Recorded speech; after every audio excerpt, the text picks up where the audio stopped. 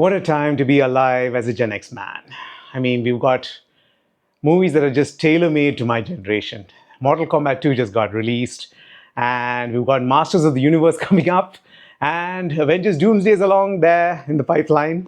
So things are just looking up as far as the movie scene is concerned. I mean, let's face it, we're not living in the best of times right now with war and scandal and geopolitics and all that. And unfortunately, the movies have also taken a turn for the worse. I remember the 90s and the early 2000s, every movie had a sense of hope in the end, but something that we had to look forward to in our lives. But nowadays, movies are just emulating how bad things are and how helpless we are in controlling it, which may be true in real life. But that's not why we're going to the movies. We're going to the movies to escape our real life and infuse within ourselves a sense of hope. And that's what I've been missing in the current trend of movies. I mean, it's always just been dark and gritty and hopelessness, and they managed to bring out dark humor in it or make it an entire slasher flick, and it was just going nowhere, or just heartless commercial cash grabs, which is so evident with the lack of script writing and the lack of editing or whatever you can think of.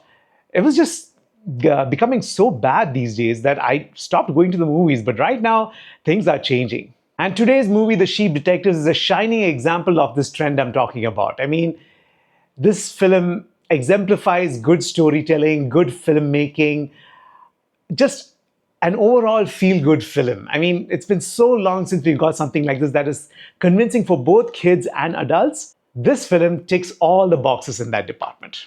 The film is an old-school whodunit tale revolving around George, who is a shepherd, played by the lovable Hugh Jackman, and his flock of sheep. The film is adapted from a book called Three Bags Full, written by Leonie Swan, and it has the makings of a good, heartwarming, engaging story. Kind of brings me back to the times when I used to enjoy movies like Babe and Garfield, Part 1 and 2. Except this one feels quite, dare I say it, original. The film is set in a fictional town called Denbrook, and it's populated by its own share of colorful characters, which is typical of any whodunit feature. There's always the temptress, the conniving one, the dumb one, the innocent one. There are always these colorful set of characters who just happen to be in the vicinity of the whodunit. Oh, by the way, George the shepherd happens to be murdered in this film, and the film revolves around the sheep solving his murder mystery. Yes, as you might have seen in the trailer, the sheep talk to each other, but well, they don't talk to humans per se, but they do talk amongst each other, and we happen to experience that. They're speaking in English, obviously. A lot of things to say about that, because, and I'll get to it in detail, but overall impression of the sheep interacting with each other was really convincing. In fact, you remember the old school cartoons where you've seen the squirrel talk to the dog or the cat talk to a moose or whatever it is. You didn't question how do they know how to talk, right? You just enjoy the entertainment. That is the feeling that this film brings about in you. It's just such a treat to watch. So yeah, they nailed it on the head with that one. Coming to the things that I loved about this film. First off, Hugh Jackman. What a performer. Even though he's not there for a major part of the movie, I mean, it is maybe half of the movie because he does get murdered. But whatever he does, he's such a great showman, to quote one of his earlier movies. It was just so heartwarming to see his performance. He plays this really good-minded shepherd who cares so much about his flock, and he reads stories to them, as you might have seen in the trailer. He's just such a nice guy, and he does a good job portraying that character, not being too stereotypically nice about it. He's just being so natural about it, which is just really nice to see. Second thing that I loved about the film is the sheep. Holy crap. The animation, first off, was really convincing. We forget that whether it's 2D or 3D or whatever the heck they're doing technology-wise, but you're just so engaged in the story, and that is when you know that animation succeeds in delivering its product. Because in films like Avatar and all, you're always looking at the technicality of it. Just like, ooh, that plant is glowing. Oh, that animal has 6 arms or four arms and two legs, whatever. You're always analyzing and nitpicking everything and then appreciating it. In this film, you forget that it's CGI, and that is when CGI succeeds at its best. So this film just bowls it over in that regard.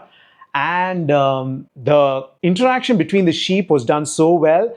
I had no idea who the voice cast was. I just thought it was a bunch of talented voice actors, but many are celebrities over here, and there are quite a lot of them. Elaine from Seinfeld plays the lead in The Sheep as Lily.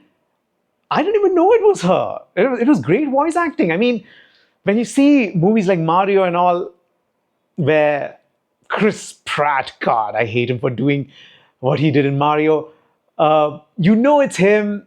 You're not convinced otherwise that it's Mario, and he's just going on with it anyway. Like the studio doesn't care, the actor doesn't care. As long as they all make money, they're just making this movie. Here it wasn't like that. I could not even tell that it was Elaine from Seinfeld, and she did a great job. We've got Bryan Cranston in this film playing a rather alpha male kind of a sheep. And again, I had no idea it was Bryan Cranston. I believed he was the character of the black sheep. Then there was Regina Hall, who plays Cloud, which is a diva-like sheep, and she does that so well. I mean, she does it so well. And then we've got Patrick Stewart playing Sir Richfield in a very aristocratic manner. He does that so well. And of course, he's such a thespian as far as the theater background is concerned. So, he did that so well. And I had no idea again that it was him. The voice acting was excellent. And then there's Emma Thompson. My God, what a living legend she is. She's there in a few scenes only. The role is not that major, but when she's there, she owns that entire scene. It is such a delight to watch her on screen. So yeah, she was delightful. Next up, it is about the humor in this film. Usually the trouble with all these animated animal movies where the animals talk to each other is that they tend to go too much into the slapstick mode where they're tumbling over each other or they're knocking a bunch of shelves that happen to be placed side by side, and they all knock each other. There is a scene like that in the film. Yes, I think the filmmakers just can't avoid that. They have to do it. But everything in this film just felt so right. There was a good balance of slapstick humor and scripted humor.